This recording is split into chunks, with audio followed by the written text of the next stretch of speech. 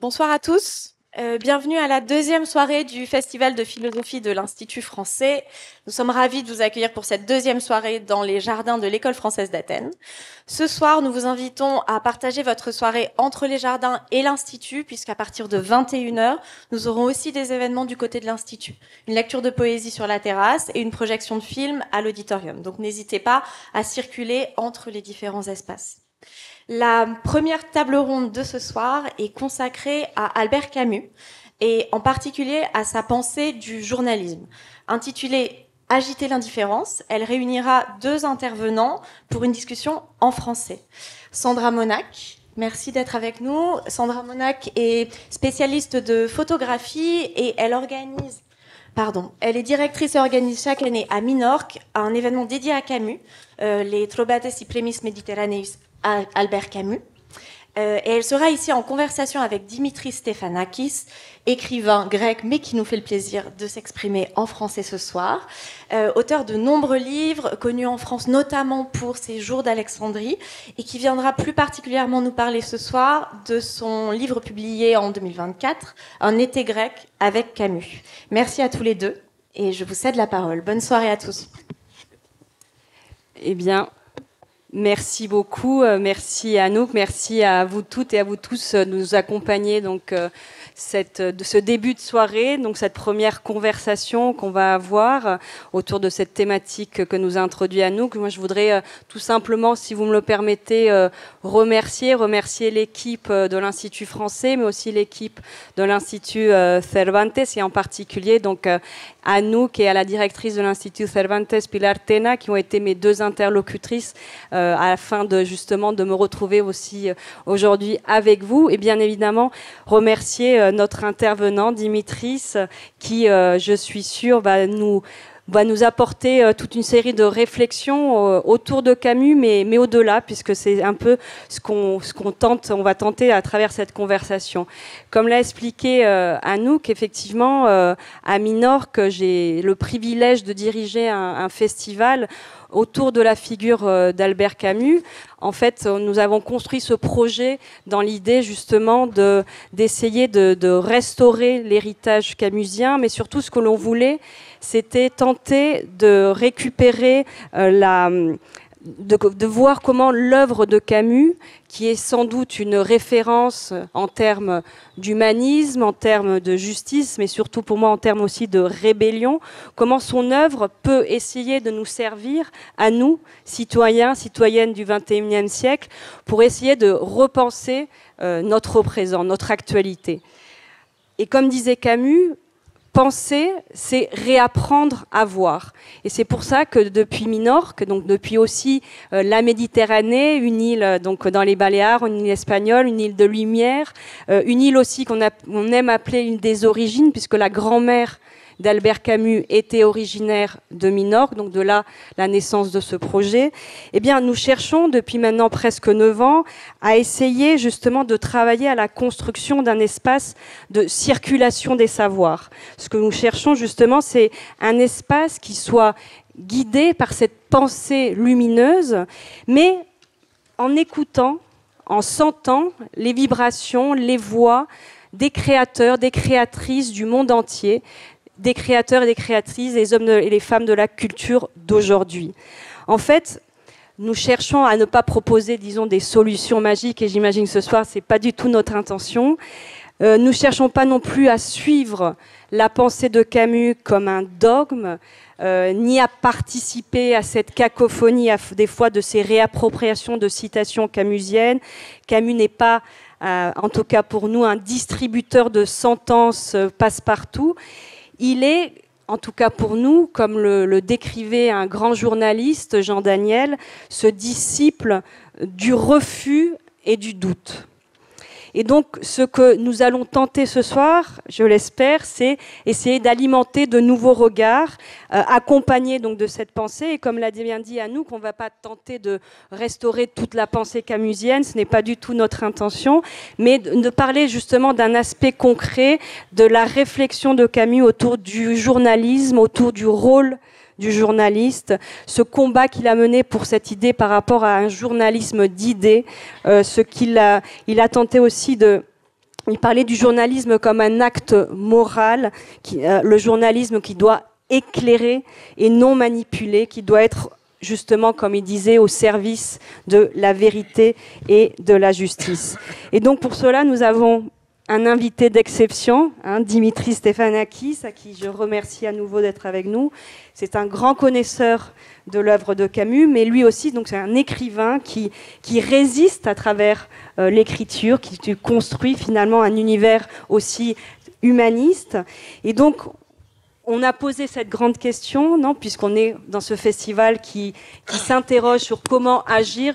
Sincèrement, face à l'actualité d'aujourd'hui, il me manque des mots, d'essayer de comprendre finalement si on peut agir, si on a les instruments pour agir. On espère que cette petite lumière camusienne nous donne des instruments, des éléments, des chemins. Et c'est ce qu'on essayera dans cette conversation, que tu nous donnes certains guides, non, comme à travers Camus, pour essayer de voir comment, vivant dans ce monde plongé d'opinion, de bataille d'opinion, comment peut-on faire pour agiter finalement cette indifférence généralisée si, comme disait Camus une fois de plus, il y a dans l'homme, dans les hommes, dans nous tous, cette force d'âme qui nous pousse toujours à agir, même sans espérance. Donc, Dimitris, qu'est-ce que tu peux nous dire? Alors, bonjour à tous. Soyez le bienvenu au Festival de philosophie. Merci. Je voudrais surtout remercier Sandra, qui est venue de si loin pour participer à cette table ronde. Je voudrais aussi remercier Anouk et Catherine, des amies précieuses, qui ont organisé tout ça. Et écoutez, on parle beaucoup de Camus aujourd'hui pour le prix Nobel, pour le best-seller français dans le monde. Mais on oublie souvent que Camus a été un romancier exceptionnel qui a fait partie de l'avant-garde de son époque. Et c'était un grand styliste qui a mélangé la philosophie, la morale, l'humour, l'ironie, le drame, tout ça, par le biais d'une langue miraculeuse et souvent très poétique. À ce qui me concerne, c'est à l'âge de 17 ans que je lis pour la première fois L'étranger. J'ose dire que c'était une vraie apocalypse d'inspiration, dans le sens que j'ai découvert une littérature, une grande littérature qui pensait par le biais d'une façon discrète et allusive. C'était vraiment une inspiration pour moi, c'était vraiment une apocalypse.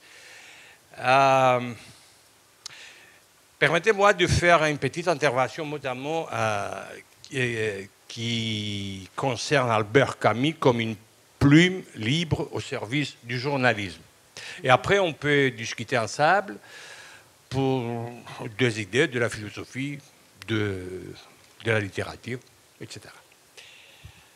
Alors, 6 août 1945, la première bombe atomique larguée sur Hiroshima cause la mort de 140 000 personnes, tandis que la presse internationale salue unanimement cette prouesse technologique et militaire. Albert Camus exprime une indignation immédiate et sans détour dans un éditorial du journal Combat.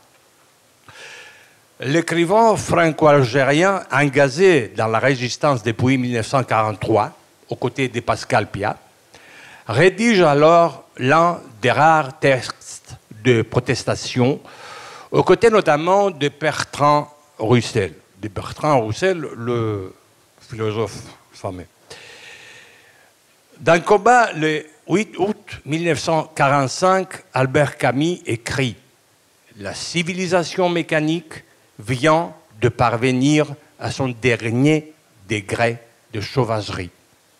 Par cette formule, Camus dénonce le cynisme des discours triomphants relayés par les médias occidentaux. Son éditorial, à la fois incisif et lyrique, oppose au déchaînement d'euphorie médiatique une voix solitaire, humaniste, dressée contre la barbarie moderne. Ces textes constituent un témoignage puissant d'un journalisme éthique, critique et littéraire que l'on redécouvre aujourd'hui avec admiration. Camus découvre le journalisme à 25 ans dans sa terre natale, l'Algérie. Sans formation préalable, il y forge pourtant sa vision du métier qu'il considère comme une école de rigueur morale. Je cite, « La profession de journaliste est une des plus belles que je connaisse, justement parce qu'elle vous force à vous juger vous-même. » Mais cette admiration s'accompagne d'une vigilance. Il critique un journalisme précipité où l'exigence de rapidité supplante celle de la vérité. Dans combat comme dans un jeu républicain, il défend un journalisme de l'interrogation, de la nuance et du doute. Il écrit « On veut informer vite au lieu d'informer bien. La vérité n'y gagne pas. » Pour Camus, l'information ne peut être dissociée d'une conscience critique, mais il tient à distinguer clairement le fait de leurs commentaires. Dans le choix républicain, il définit le journaliste comme un historien au jour le jour, dont le premier souci est la vérité. À cette exigence intellectuelle s'ajoute une dimension littéraire. Camus sollicite dans le combat des écrivains tels que Gilles de Bernano, donnant à son journal une tonalité singulière entre analyse politique et réflexion existentielle. Son journalisme est un alliage de styles, chronique, philosophie, reportage, narration. Il affirme d'ailleurs que la pensée, pour exister pleinement, doit se faire soit littérature, soit journalisme. À ses yeux, le texte journalistique s'écrit vite pour se lire vite. Le texte littéraire réclame lenteur et attention. Mais entre les deux, la frontière est ténue. Camus joue de cette porosité, notamment dans La Peste, récit allégorique rédigé comme une chronique. De la première ligne, le ton est journalistique. Les curieux événements qui font le sujet de cette chronique se sont produits en 1940 à Oran.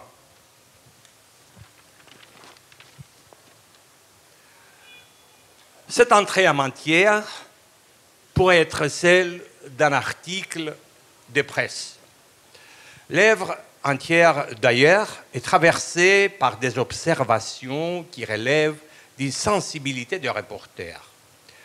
Une manière commode de faire la connaissance, dit Camus, d'une ville est de chercher comment on y travaille, comment on y aime et comment on y meurt. De la presse au roman, il n'y a qu'un pas que Camus franchit sans cesse. Dans L'étranger, un fait divers cité par le personnage de Meursault inspire plus tard la pièce Le Malentendu. Meursault, le protagoniste de L'étranger, seul dans la cellule, trouve entre sa paillasse et la planche de son lit un vieux morceau de journal jauni relatant un fait divers navrant. Un homme parti faire fortune revient au bout de 25 ans, riche et marié, dans son village natal.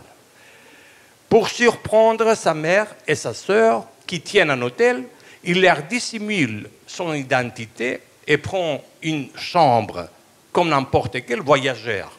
Mais l'histoire se termine très mal. Le tenancier assassine le russe étranger pour le voler. Le matin, la femme arrive, révèle l'identité du voyageur, la mère s'épande, la fille se jette dans un puits. Peu de temps après, Camus donnait une forme théâtrale à ce qui n'est qu'anecdotique dans l'étranger. En vérité, Camus allie cette histoire grotesque dans les côtes d'Alger, date du dimanche 6 janvier 1935. Il a donné ainsi à cette anecdote sordide une profondeur tragique, révélant l'absurde et la violence du réel. Mais l'un des plus grands exemples de son agacement journalistique reste la série de reportages Misère de la Kabylie, publiée en 1939. Ce travail d'enquête, de grande sobriété, est un modèle du journalisme d'investigation. Il conclut l'un des articles par ces mots: « Je n'ai plus rien à dire sur la misère de la Kabylie, ses causes et ses remèdes. Je préfère ne pas ajouter de mots inutiles à un ensemble de faits qui doit pouvoir se passer de littérature. » De la bombe atomique à la peine de mort, du colonialisme au terrorisme, Camus n'a cessé de prendre la parole dans l'espace public. Il détient un journalisme de responsabilité, d'intégrité et de solidarité. Un journalisme citoyen résolument critique. Camus fut un véritable homme de presse, c'est-à-dire un homme libre. Merci.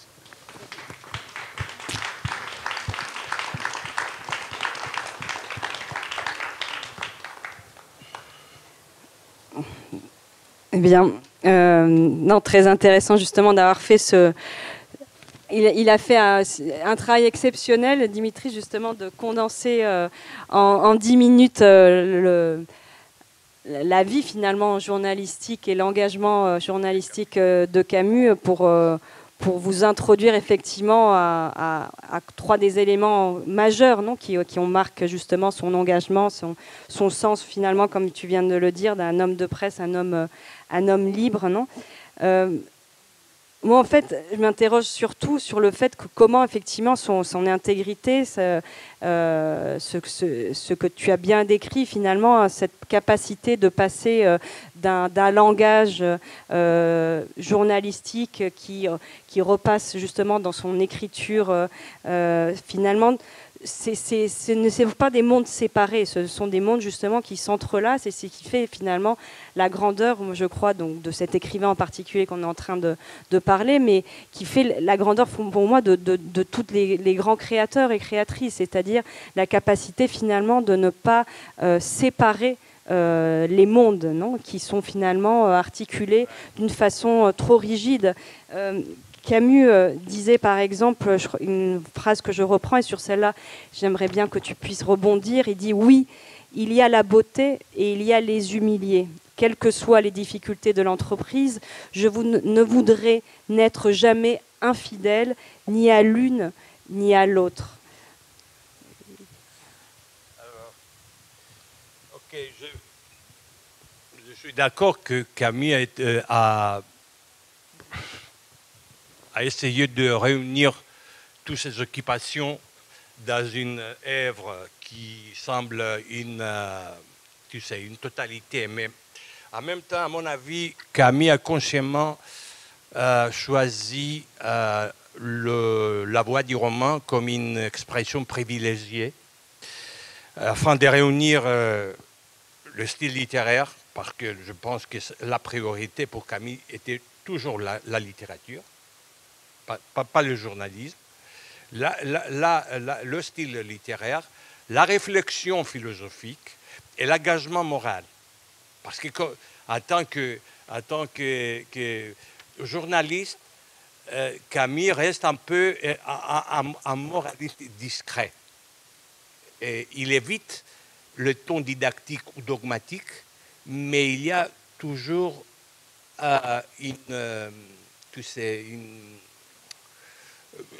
il y a la moralité dans ses œuvres, même dans ses romans.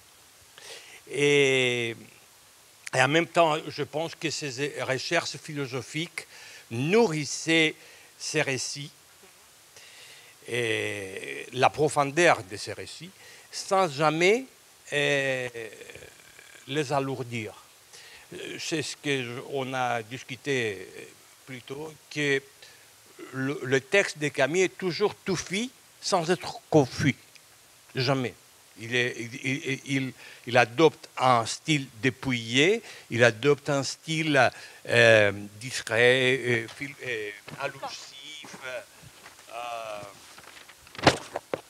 mais il n'y a rien de didactisme. Camus ne propose pas des solutions, n'impose pas des certitudes. Il nous propose des pensées, de douter de. Tu sais, je pense que c'est la vraie littérature et la vraie art d'écrire un texte littéraire. Mais justement, c'est-à-dire pour lui, effectivement, les mots aussi donc sont vraiment, peuvent devenir des actes. Il croit vraiment en l'outil donc de la parole, d'agir finalement à travers la plume, non Ouais. Moi, je reviendrai vers toi, c'est-à-dire pas tant par rapport à Camus, Ouais. c'est-à-dire comme écrivain, le besoin finalement, et puisqu'on est là aussi dans un festival de philosophie, d'essayer de comprendre quels sont les moyens, parce que finalement, on se retrouve dans un monde tellement compliqué, donc on repart sur Camus pour essayer de comprendre finalement, lui, il a tenté, il y a ces paroles qui retentissent aujourd'hui quand qu'on relit justement sa déclaration par rapport à Hiroshima et tout ça. Effectivement, ça retentit aujourd'hui pleinement par rapport à ce qui se passe à Gaza, par rapport à ce qui se passe en Iran. Et on se dit, est-ce que finalement, on peut réussir à instaurer ce que Camus essayait, c'est-à-dire que le journaliste, il le disait, c'est celui qui empêche que le monde de se détruire en silence. C'est-à-dire essayer justement que ces mots retentissent. Et est-ce qu'on peut encore croire à une possibilité de journalisme dans ce sens-là? En tant que romancier, le prix Nobel français est privilégié toujours une interprétation sensible du monde à l'image de Wittgenstein. Le monde, c'est tout ce qui arrive, selon Camus. Mais en même temps, il pense que l'opposé de la vérité n'est pas nécessairement le mensonge. C'est les banalités, les stéréotypes, de tout ça. Et en plus, il respecte l'actualité de la littérature qui est tout à fait différente de l'actualité journalistique. La littérature, journalisme et littérature sont deux choses tout à fait différentes. Il y a une autre actualité qui concerne le journalisme et une autre actualité qui concerne la littérature. Et on a besoin de quoi? De plus de journalisme ou de plus de littérature? Je pense qu'on a besoin, aujourd'hui, je pense qu'on a besoin plus de la littérature, parce qu'on a beaucoup d'informations. Je me souviens ce que T.S. Eliot écrit, ou la sagesse qu'on a perdue dans la formation. Où est la sagesse? Parce qu'il y a beaucoup d'informations. Même Camus écrit, on en forme vite, mais on n'en forme pas bien. Il faut garder une certaine distance entre littérature et journalisme. Il faut adopter un style résolument littéraire quand on écrit littérature, de la littérature. Et peut-être il faut philosopher un peu pour nous donner une profondeur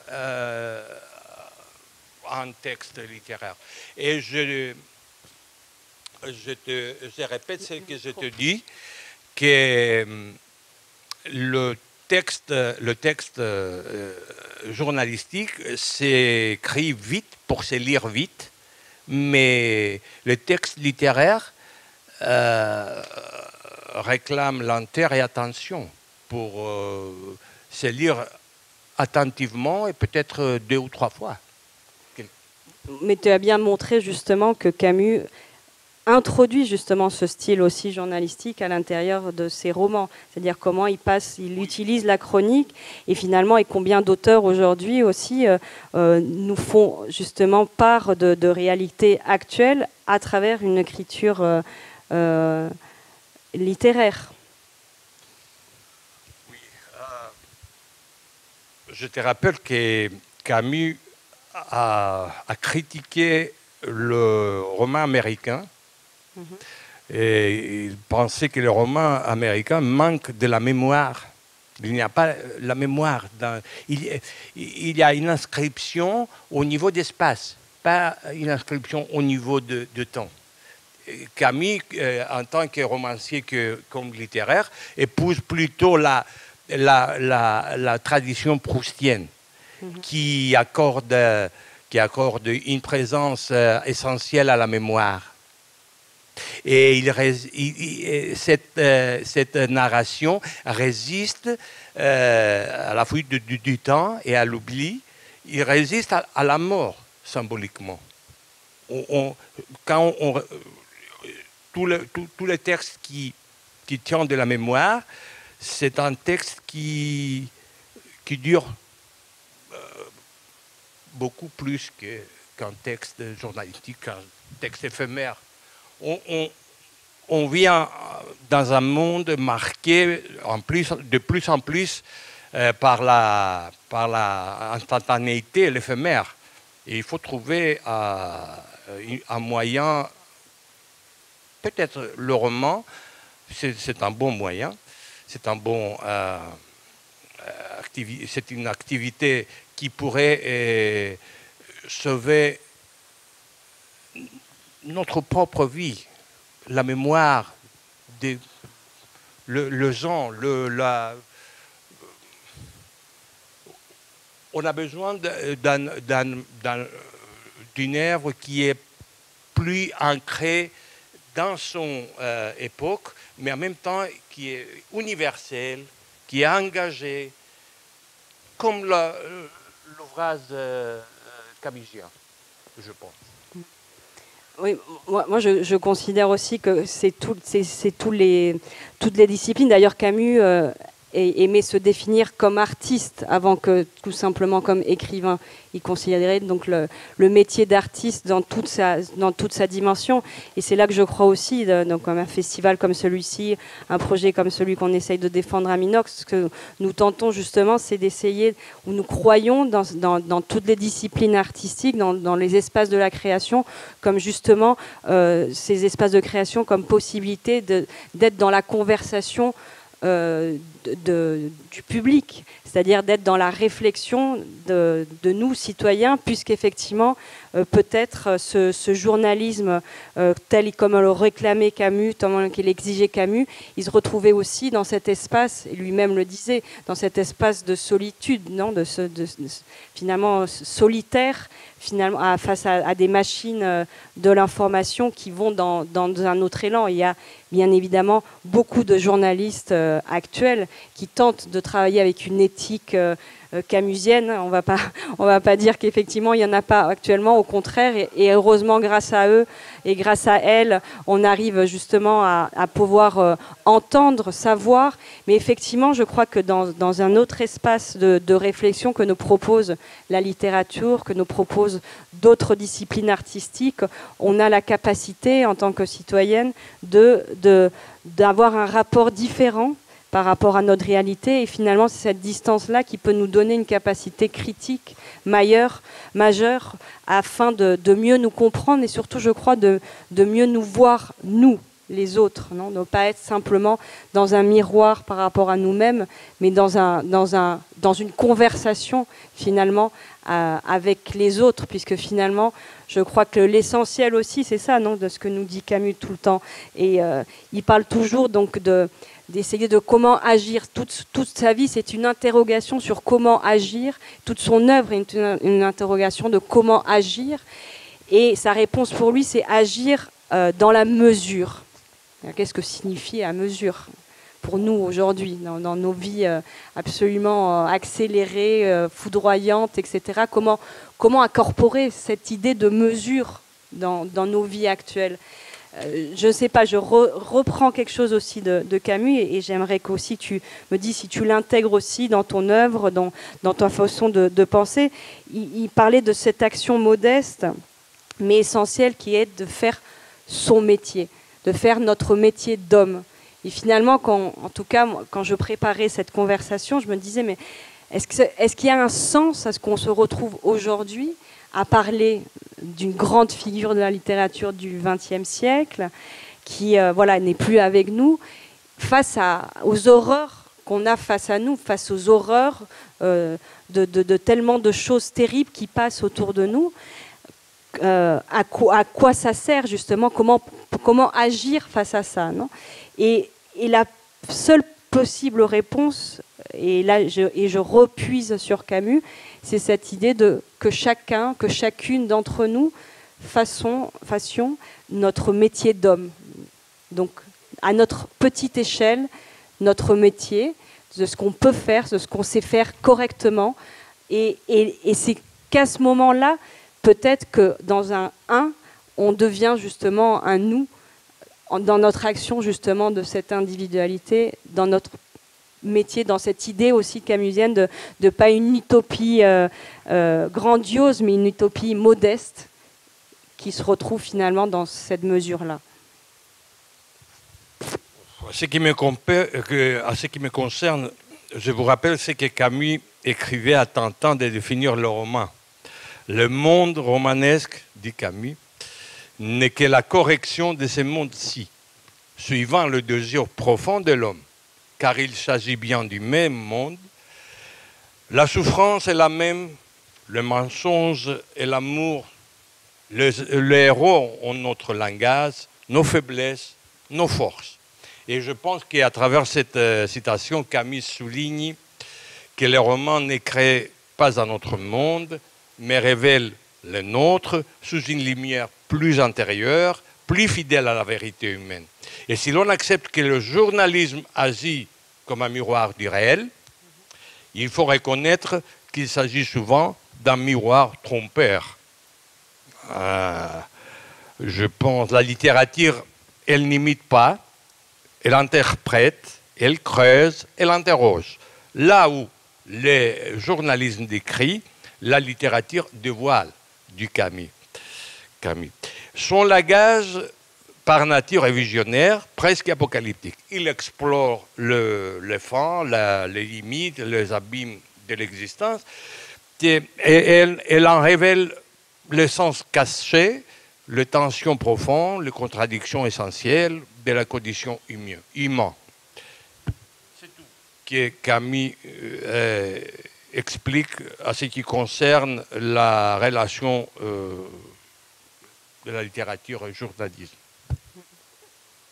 Non, moi je crois finalement qu'effectivement, ce que permet la création en général, c'est justement d'introduire ces éléments de la contradiction. La vie est dans ces vibrations de différence et on essaye constamment de simplifier tous ces éléments-là pour pouvoir déambuler dans nos vies. Et finalement, les espaces de création nous permettent de percevoir, de ressentir toutes ces contradictions qui, le jour finalement, des fois nous paralysent complètement, finalement, alors que sont l'essentiel de la vie et la puissance de la vie qui est dans cette contradiction constante. Comme je le disais, donc cette citation aussi de tout à l'heure, de vivre dans cette balance et dans cette mesure.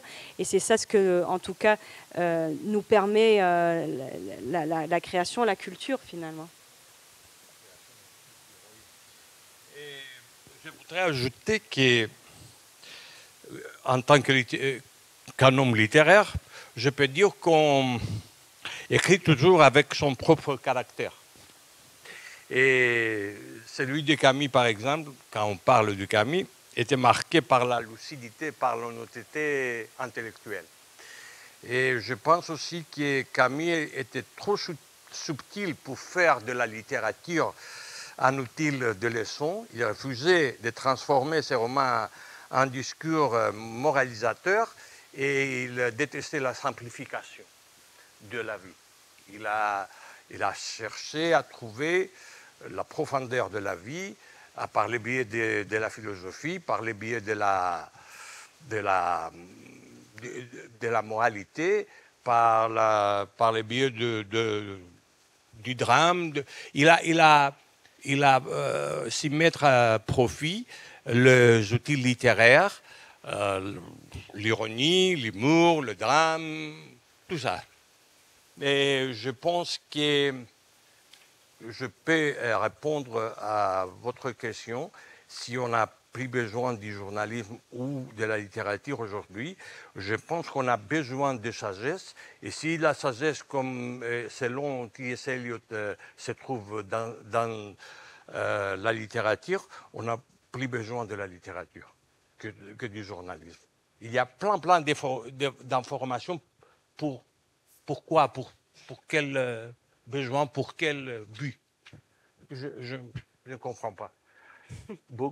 On est très bien informé, trop bien informé, je pense, mais on n'a pas très bien cultivé. Moi, je ne suis pas tout à fait d'accord qu'on soit très bien informé. Je crois qu'il y a des machines de l'information qui nous laissent voir certaines informations et il y a énormément d'informations qui ne passent pas. Et justement, il y a un devoir de citoyen et justement aussi au niveau de la création. Ce que pour moi font beaucoup d'artistes, c'est justement révéler toutes ces informations, tous ces espaces de connaissances qui ne nous sont pas données, puisque les machines, finalement, ce qu'elles font, c'est nous. Parce que face à l'idée aussi qu'il y a eu un bombardement, donc on est dans le bombardement d'informations, je crois qu'au contraire, on est dans une machine d'un contrôle très clair d'un type d'information. Et d'ailleurs, les algorithmes et les réseaux sociaux travaillent et fonctionnent tout simplement pour qu'on ne voit qu'une certaine façon, d'une certaine manière, etc. Donc finalement, il n'y a pas tant d'informations que ça, c'est-à-dire au contraire, elle est beaucoup plus difficile qu'à l'époque de Camus de trouver, parce qu'il y a beaucoup, et elle est beaucoup plus difficile finalement à filtrer. C'est le filtrage, mais aussi au niveau de la littérature. Aujourd'hui, la littérature, on lit plus qu'avant. Il y a beaucoup plus de livres qu'avant. Il y a beaucoup plus de maisons d'édition qu'avant. Il n'y a plus cette grande figure d'intellectuel qui, justement, on revient à Camus, qui est quand même du XXe siècle. On devrait quand même avoir nos références d'aujourd'hui. Il y en a, moi j'en ai plein de références d'aujourd'hui. Mais ce que je veux dire, c'est que à l'époque, il y avait vraiment ces références intellectuelles qui guidaient. Aujourd'hui, face à, on en a beaucoup autour de nous. C'est chose qui en fait est une merveille en même temps, de savoir que beaucoup de gens, beaucoup d'auteurs puissent nous donner. Moi, je veux revenir sur vous, sur votre écriture. Vous parlez de Camus, voilà, mais vous, quand vous construisez justement votre écriture, vous l'articulez comment? Tu veux parler autour des romans qui a Camus comme protagoniste ou... Pas nécessairement. Pas nécessairement.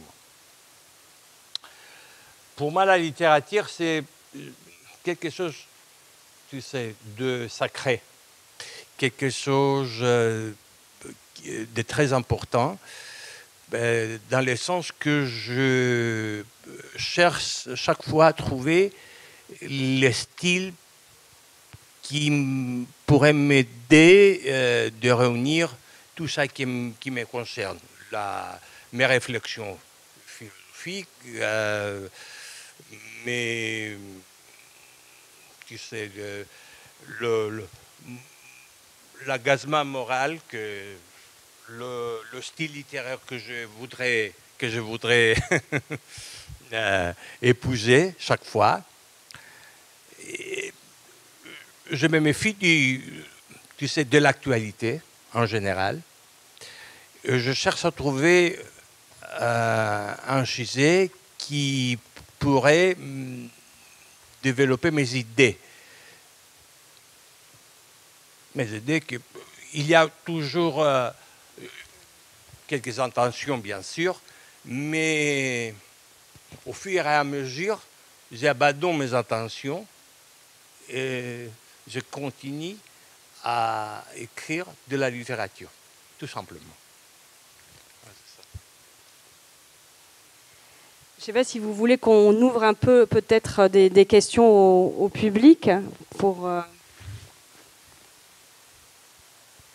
je ne sais pas si on a très bien répondu à notre énoncé. Merci.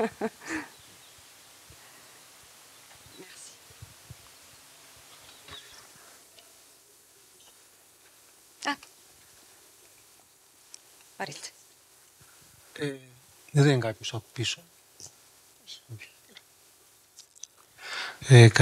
Bonsoir. Je vais parler en grec.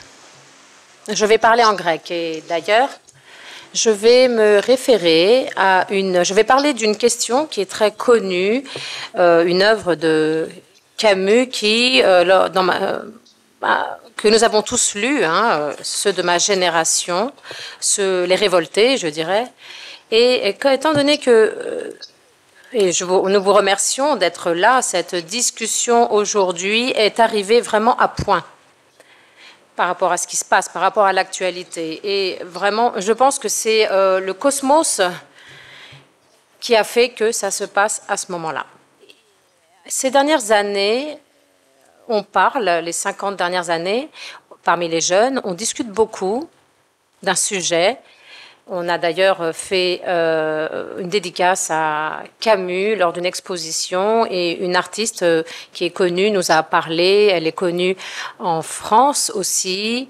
Elle est connue par rapport à Camus.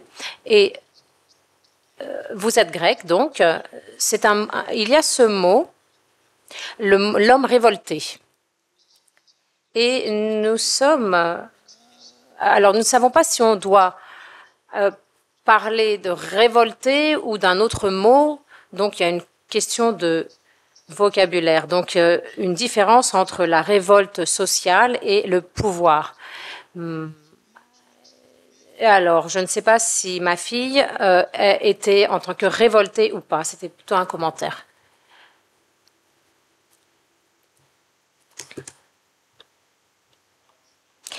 Je vais donc vous répondre en grec pour pouvoir... Il y a l'homme révolté, c'est une erreur. Je ne sais pas qui l'a traduit comme cela. Les œuvres de Camus ont été traduites et il y avait des éditions de Camus qui ne comportaient aucun art, si vous voulez. Bien sûr, c'est l'homme révolté. D'ailleurs, Camus, dans son livre, l'explique. La révolte, c'est une chose, la révolution, c'est une autre chose. Je me révolte, c'est une réaction saine par rapport à l'injustice, vis-à-vis de l'injustice, de l'inégalité, du manque de liberté. Mais quand on parle de révolution, on parle d'un régime établi qui, souvent, est pire que ce qu'essaye de contrer la révolution. Voilà, telle est la réalité. Bien sûr, on parle de l'homme révolté et la révolte, c'est le premier pas et je pense que c'est le premier pas sain de la réaction de l'homme vis-à-vis de l'injustice, vis-à-vis de l'absence de liberté, etc. Moi, je crois que vous parlez donc de... Je vous laisse prendre le casque. De l'homme révolté.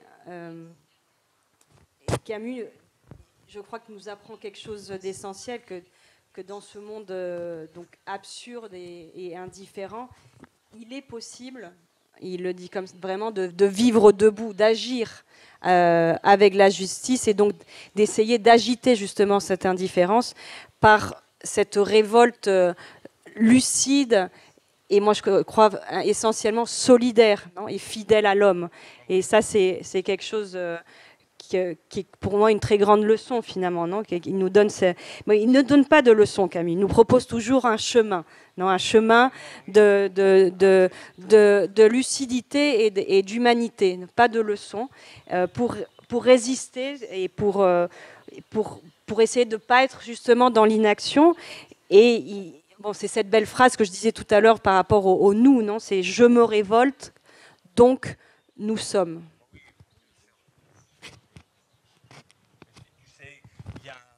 Malatin dit, pour la traduction de révolté en grec. En espagnol aussi. En espagnol aussi. En espagnol aussi. Oui, en espagnol, revuelta y rébellion, c'est un peu compliqué aussi au niveau de la traduction justement. Et donc, comme les gens, donc ils restent sur le titre et ils lisent pas. Je dis pas par rapport au traducteur, mais je veux dire combien de fois on reste rien que sur l'intitulé finalement. Donc les titres du journal et puis on lit pas finalement la noticia. Je parle en espagnol. Comment on dit la nouvelle, voilà. Une autre question peut-être? On est encore dans les temps. Non? Ah oui, là-bas? Ah!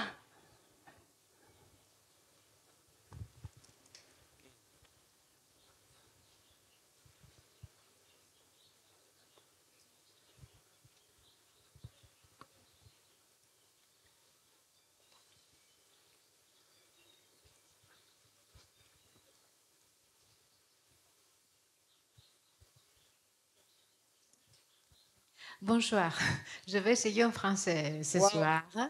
Donc, je viens de lire Le mythe de Sisyphe d'Albert Camus. Et grâce à notre conversation hier, et ce que j'ai vu dans le livre, mais je le lis en espagnol, où le mot est rébellion. Et pas revuelta.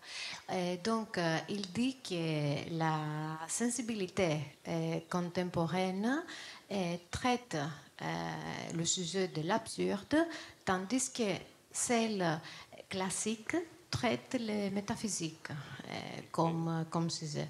Donc, je pense qu'en cherchant l'absurde et ses aspects, on transforme la vie en, en laboratoire où on ne peut pas trouver en fait la paix. Quelle est votre opinion par rapport à ça, en général? Alors, je ne sais pas si j'ai très bien compris.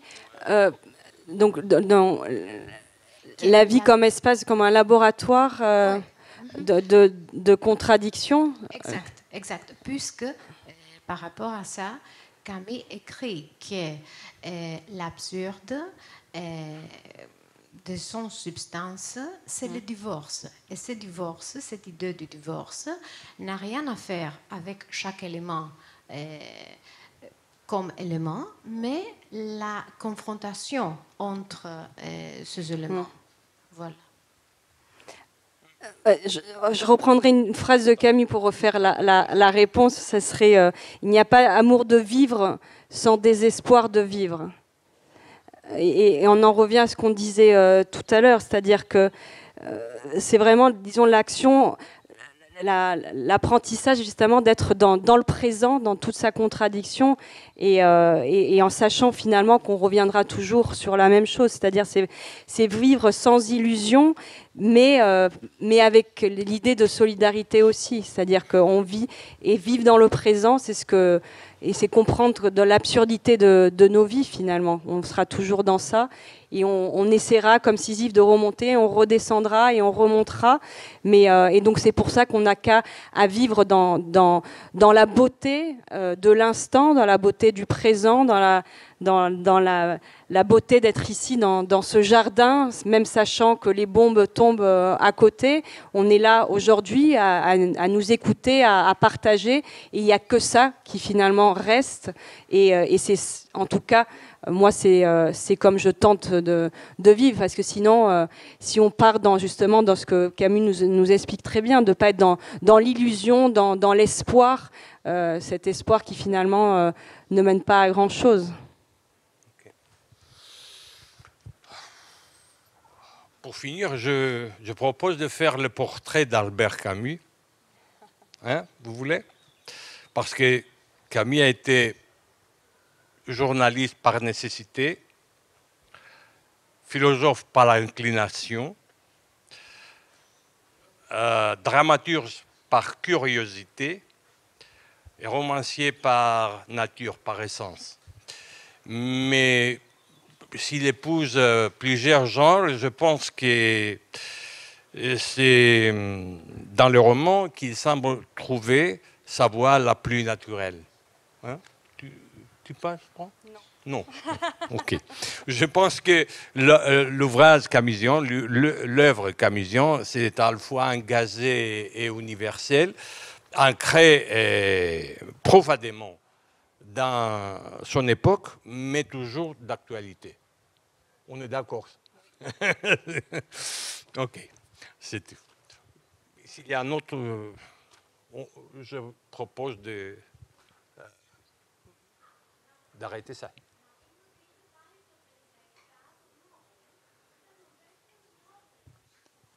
Oui, c'est. Mais il a pris le Nobel. Oui, le prix Nobel, c'est quelque chose de. Oui, il a été le plus jeune prix Nobel de la France, hein, Albert Camus.